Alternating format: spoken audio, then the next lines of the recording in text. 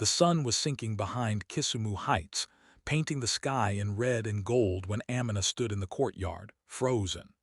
Her mother, Mama Dogo, pointed at her with shaking hands, shouting words that tore through the quiet evening. Neighbors came running, their whispers turning into a storm around her. Amina's heart pounded as old memories flooded back.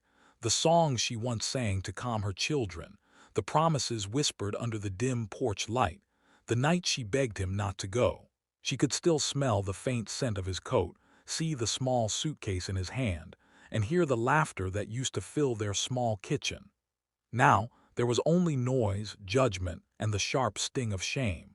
Her eyes burned, not from tears but from holding them back.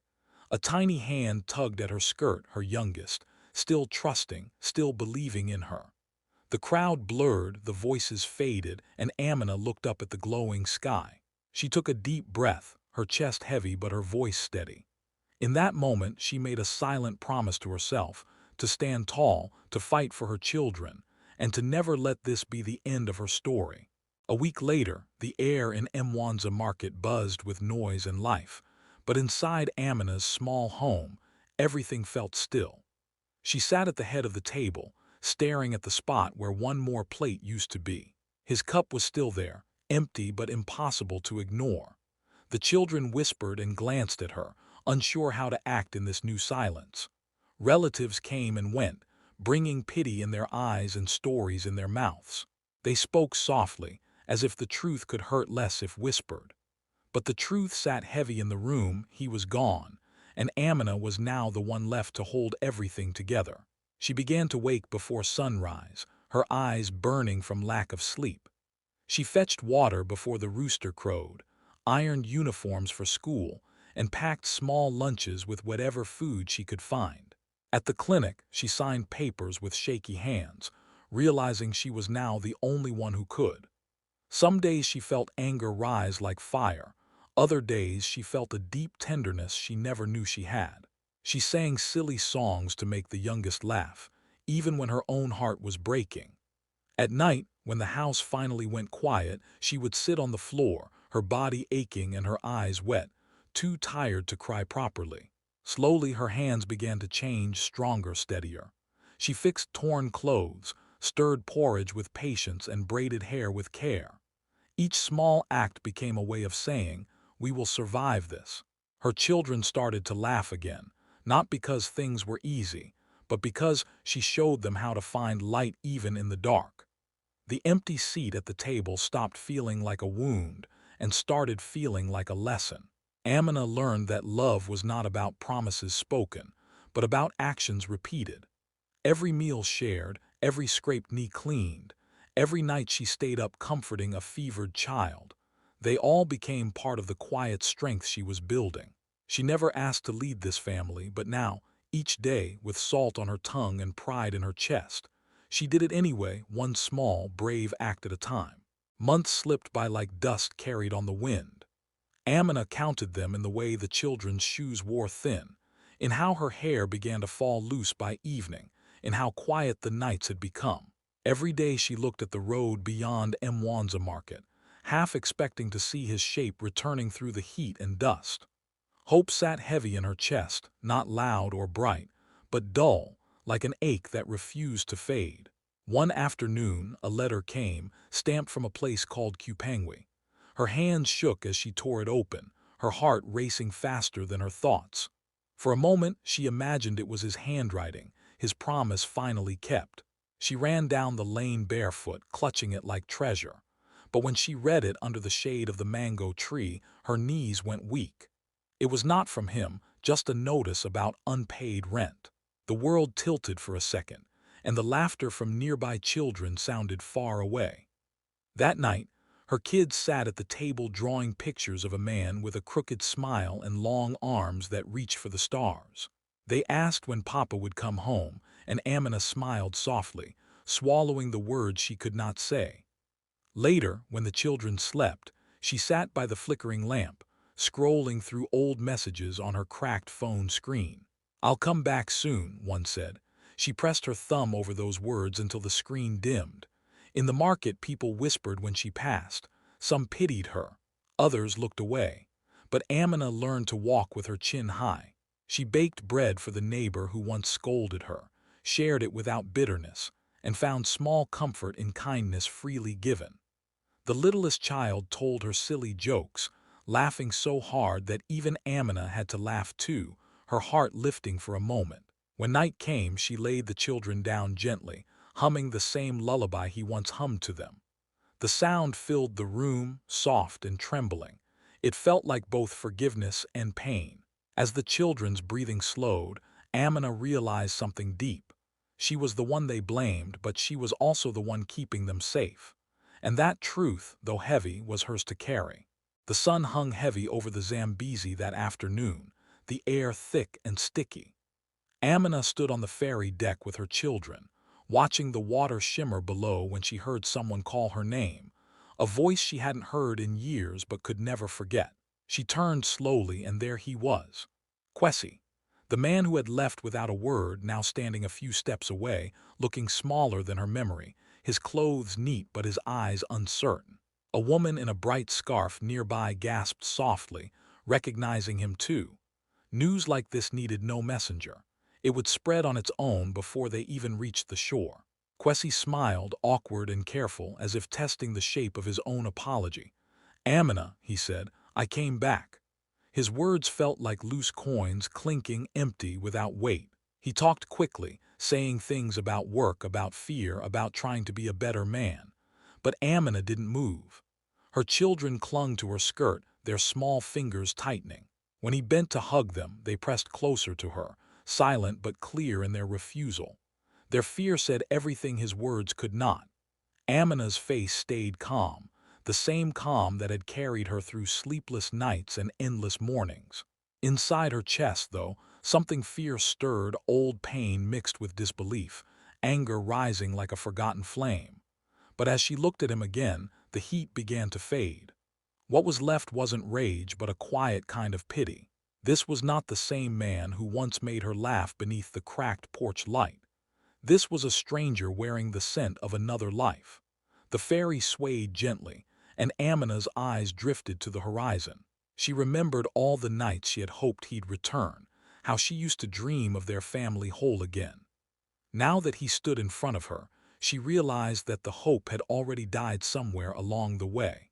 The silence between them felt heavier than his apologies. As the ferry neared the shore, Amina took her children's hands and turned toward the waiting world. Behind her, Kwesi stood still, his voice lost in the river wind, while she walked forward, not angry, just free. The morning light crept through the dusty blinds of the small clinic in Essie Plain, painting thin golden lines across the floor. Amina stood near the window, her hands gripping a worn hospital form.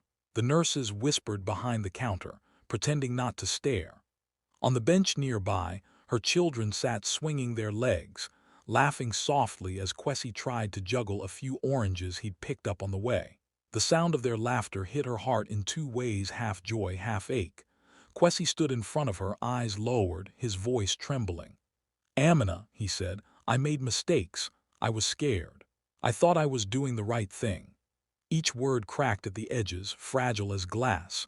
He looked thinner now, older, his confidence replaced by a kind of quiet shame. "Please," he whispered, "let me come back. I can make it right this time." Amina said nothing. She looked at the children, their braids messy, their shoes worn, their faces bright with a happiness they had built without him.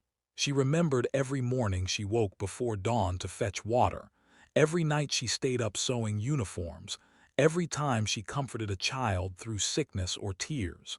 He had missed all of it. Her heart tugged in two directions.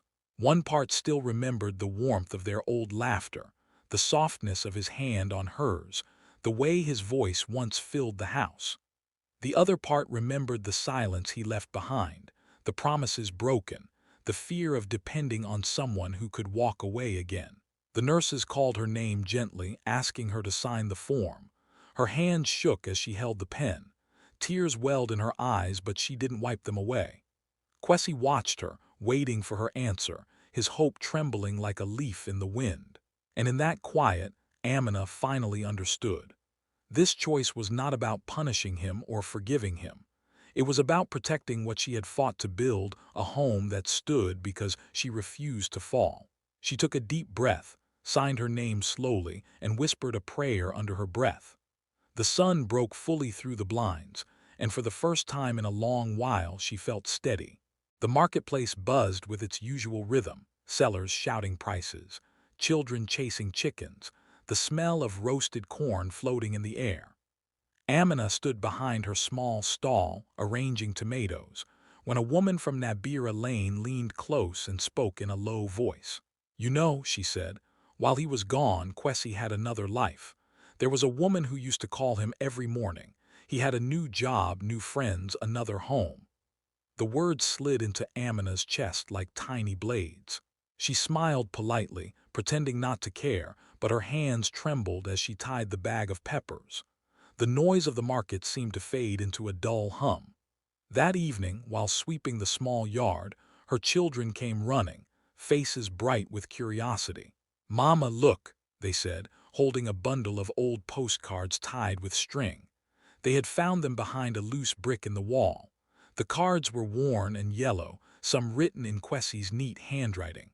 The children sat cross-legged on the floor, giggling as they imagined stories about the places mentioned, towns they'd never seen, people they'd never met. To them, it was a game. To Amina, it was the sound of her heart breaking quietly. Later, when the children slept, she lit a candle and read each postcard slowly. The words were gentle, but they belonged to another woman, another life. With every line, the thin thread connecting her to Kwesi grew weaker until it snapped completely.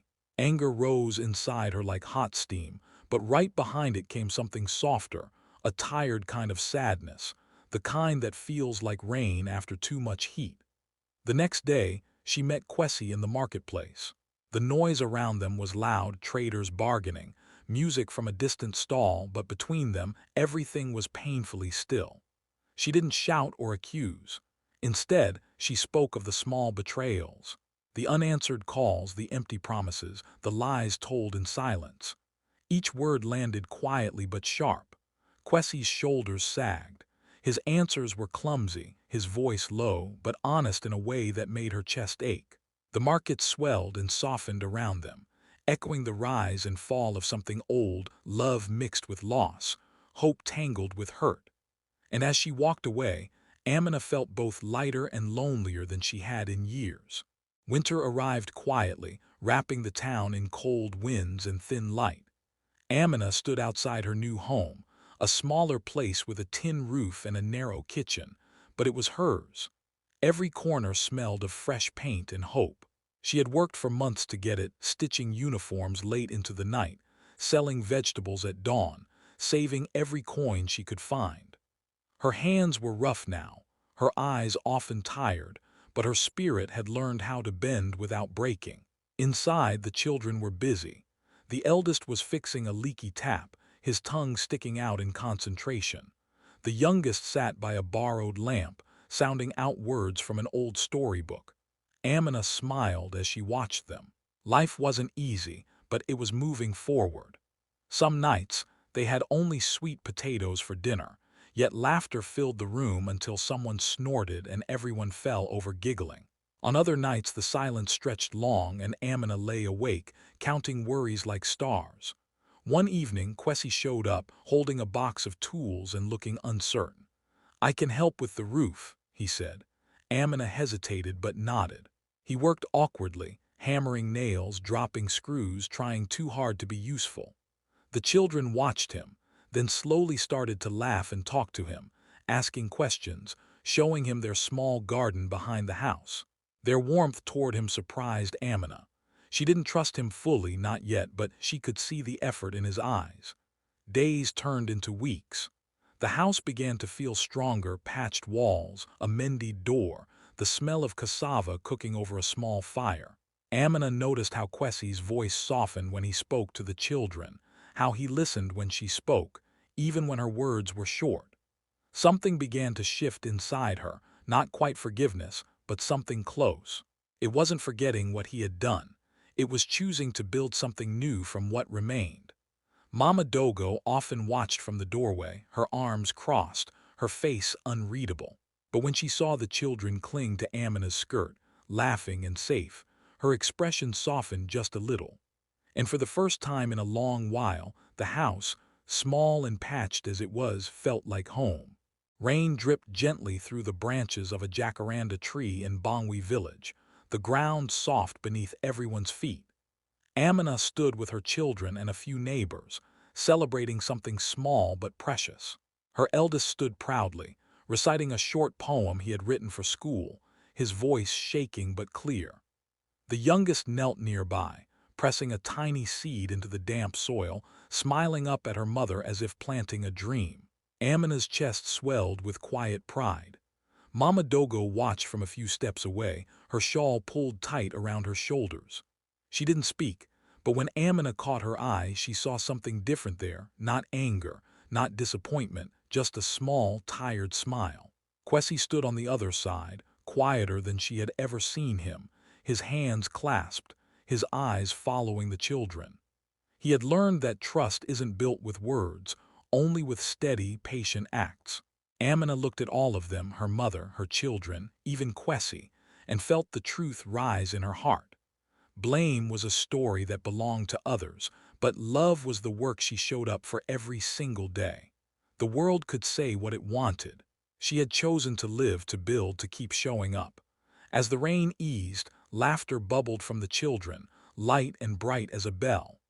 Amina closed her eyes for a moment, breathed deeply, and smiled. What she had built would last, stronger than pain, stronger than rumor, steady as her own heart.